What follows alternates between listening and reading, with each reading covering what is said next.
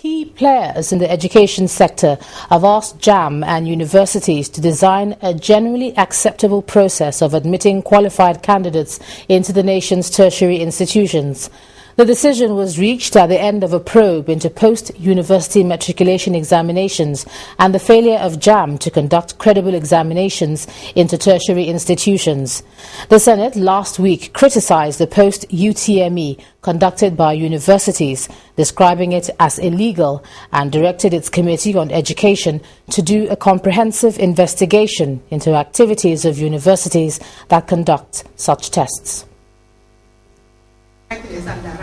There was no physical line demarcating these proponents and opponents of the post-university matriculation examinations, but both sides were ready to argue their points and stick to their guns.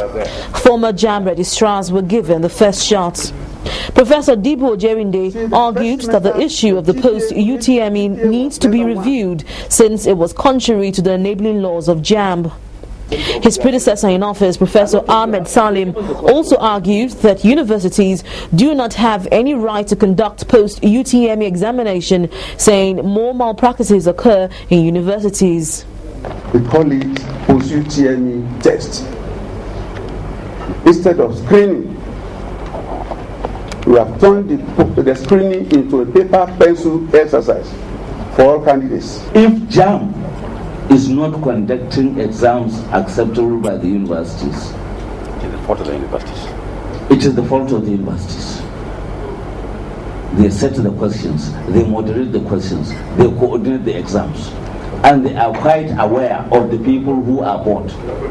But former Minister of Education, Mrs. Chinwe Obaji, who introduced the post-UTME during her tenure as Minister of Education, defended her decision.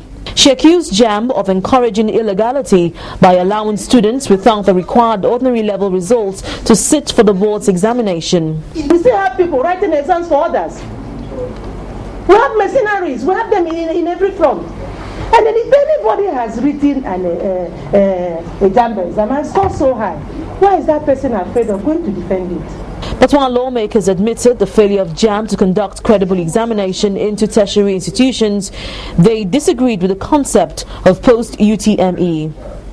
There are some lacuna, there are some difficulties, there are some challenges in the way and manner that JAM conducts our processes. So I think a UME exam, a second exam, could not have been the solution. We would rather have strengthened the institution of JAM to ensure that it works perfectly. After a long argument, the lawmakers directed JAM and the universities to design a workable process which would see to the successful admission of qualified candidates into tertiary institutions. Linda Akigbe, Channels Television News.